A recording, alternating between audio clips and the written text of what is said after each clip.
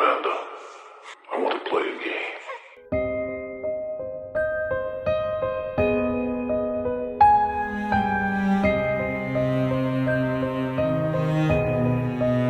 Hey horror freaks, welcome back to my channel. My name is Amanda. As you can see from the title, today's video is going to be my full review with spoilers of Salem's Lot. This is the latest adaptation of the novel of the same name by Stephen King, and this is the first film adaptation since those first two adaptations were miniseries. Now, as always, all my reviews are with spoilers. If you don't want them, just to see if this was worth it or not, in the description box down below, there you're going to find my spoiler-free review because I like to give you guys the two options. And giving that quick disclaimer, let's get into the video. Now, Salem's Lot follows author Ben Mayers that returns to his childhood home of Salem's Lot in search of inspiration for his next book, only to discover his hometown is being preyed upon by a bloodthirsty vampire.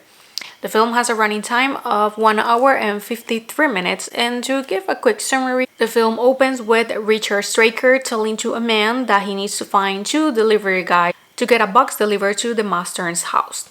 They do that, and while we think that they're not going to make it out since we know what is in that box, they're able to make it out alive of the basement, but we get a quick glance of what was inside of that box, that it was no other than Kurt Barlow, that is the new owner of this house. Quickly after that, we see the arrival of Ben Mayers to his town. He used to live here when he was a child, and he has returned because he wants to get some inspiration for his new book.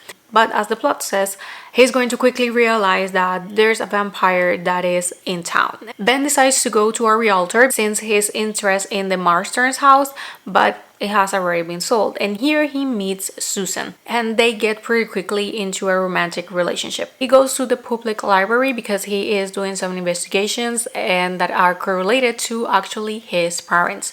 Susan sees him and she drops the fact that she's going to be at the drive-in that night. He goes, they start talking a little bit about themselves and their background stories, and this is how we learn more about these characters. And while this is happening, 2 little boys, our brothers, are walking alone on the street and are approached by Richard in his car.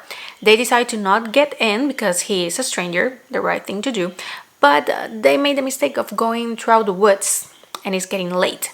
So while at dark, they are all alone in the woods, and one of the kids gets kidnapped by Richard, and he is given by Richard to Barlow as a sacrifice. This is the first time that we're seeing the whole aspect of Barlow. As suspected, he drinks the blood of the kid, although we don't see this, we only see the blood spitting into Richard's face. After the disappearance of the kid, the vampirism starts to spread around town, making that Ben, along with Susan and other characters, decide to investigate and fight these new vampires and their leader, Kurt Barlow. But the only ones that are able to escape are Ben and a little kid called Mark after killing Barlow. And the film concludes with the 2 of them leaving Salem's Lot for good. Now, getting into the review. Now, as expected, the film has major differences with the original material, and I'm going to be reading it just in case that you're interested in it. Maybe you read the book and you want to know specifically which things were changed. The first thing that was changed was Ben and Mark's fate. We don't see them running away. In the book was to Mexico, on the 1979 version was to Guatemala.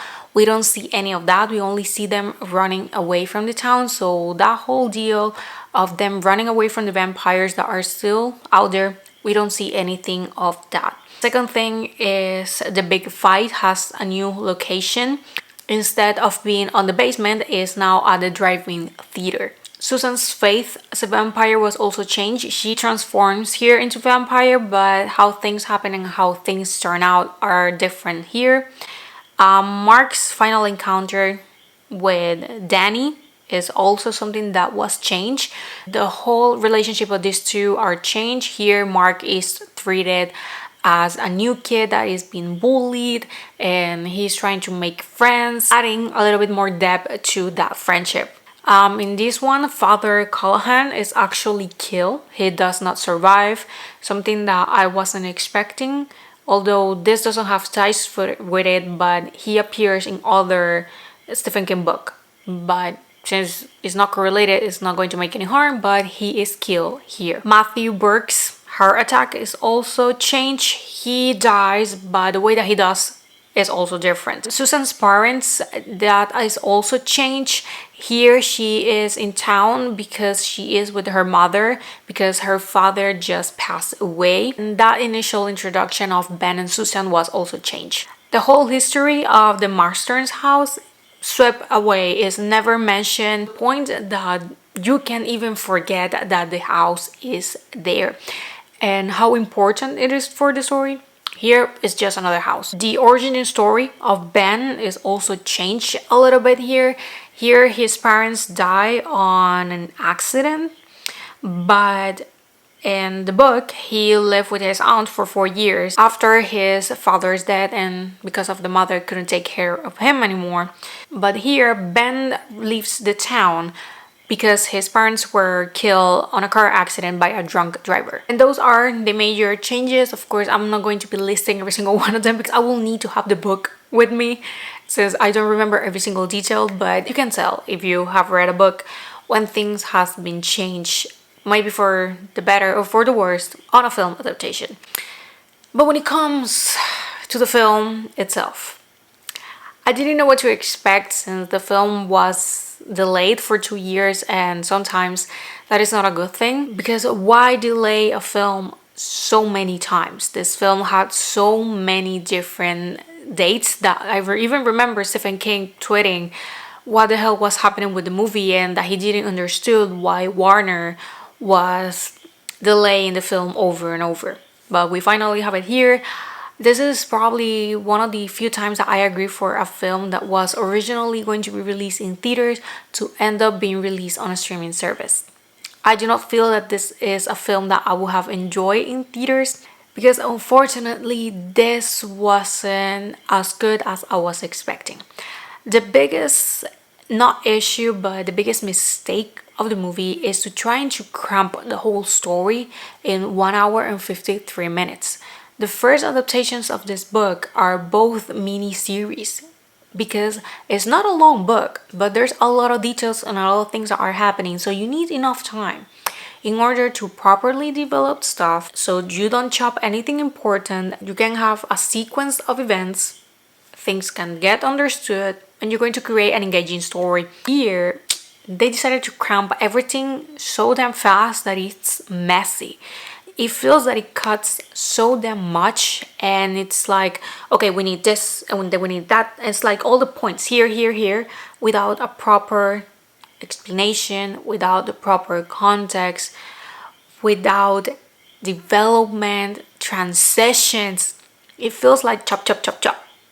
And as someone who has read the book and also seen the original, I do not get lost because I understand what is happening because the base of the story is the same. But for someone that is watching this for the first time and has never either read the book or watched the previous adaptations, maybe it's not going to understand everything, maybe it's going to get a little bit lost. So for me, the biggest mistake was doing that. I was even surprised since the director, he is the same guy behind It Chapter 1 and It Chapter 2, another Stephen King book that was also made into a TV series first and then adapted into film, but because that book is so long, they did it in 2 parts. And I feel that although Salem's Lot is not as long, they could have done it part 1 and part 2. I feel that they could have gone with that and it would have worked a little bit better. Now, because of how messy it is, for me it wasn't engaging enough. I felt a little bit bored by moments. I didn't got myself completely into the story, and what I blame in this is the lack of atmosphere. Since it's messy and there is this lack of development or proper development of all the elements around the story, there's a lack of that creepy atmosphere that it's present on the 1979 adaptation. The opening scene we have first at the title sequence, that is a map and newspapers and blood that is running around like doing a route and ending in Salem's Lot. Super cool, creepy, very good music, setting the tone, giving details, something that I really appreciate and I really like it. Then we have the delivery guys with the box that inside of it is a goddamn vampire, and we know that. And that scene is very tense, it's creepy, it's building up, and I even thought that those two were going to get killed and those were going to be the first victims. But no, the first victims end up being the same ones that are the kids. And until that moment, the film had me hooked. We have a quick glance of Barlow very early. I was actually expecting to see him a little bit later, but we got them pretty early into the film. And after that, we have Ben.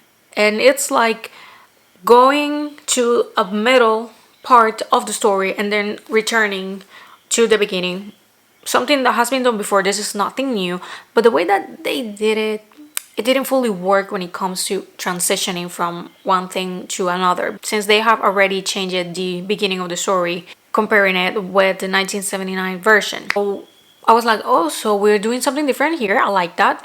But after that, we got Ben and the whole thing, and I was like, oh, so now we're going back to what it was supposed to be in the beginning. So that first moment was good. Unfortunately, we don't get that same atmosphere in the rest of the movie. Even when Barlow kills the kid, that is his first victim, it didn't hit the same as the 1979 version. Even the scene on the window with Mark, like that scene is probably one of the most iconic scenes on the first adaptation. Here it didn't hit the same. Why? Because of the lack of atmosphere, that lack of build up, the development. It feels like a watered down version of the story. I even feel that this is a type of film that you could put down a kid to watch if you want to introduce it to horror but don't get too scared. Because most likely it's going to get a little bit more scared with the 1979 version because it's darker. Another point is the fact that they take out the whole story and the background of the house. For me, the house is the center of the story. Why Ben has returned. That is where everything evil is happening, and it has an evil backstory.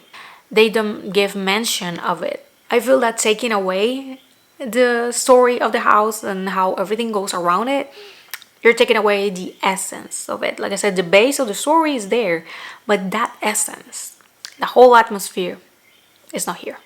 Another thing, and this is what I like it the less, is the CGI. This is a personal thing, something that I have said before. I do not like CGI in horror. I understand that sometimes it has to be used. As long as you don't overuse it, I'm fine. But here I feel that what they use CGI for, they could have done it with practical effects. I understand that there is indeed some moments that they do need the CGI, but for the majority of the moments, they could have used practical effects and it was going to look way better. Because for me, the creatures, they don't even look that scary. Barlow's design looks pretty cool, similar to the first adaptation, and also of course similar to Nosferatu. That is the design that they went with. I really like it, but I would have preferred more practical effects and the makeup rather than just CGI, and it takes away from it a little bit. At least my opinion, this is more of a personal thing. Maybe there's people that doesn't care. At least I do care when it comes to CGI in horror, because for me it makes it cheap. And the last thing that I put on my notes was the acting. I feel that the actors, they were a right choice, but they were doing as much as they could with what they were given, which is a bummer, because I feel that if they had a better script and a better material to work with, they could have done a better job. But the kid that they mark, that kid is amazing. Actor that played Ben, I have seen him before. I really liked his performance. So for me, they were decent and they did as much as they could. And you can really tell.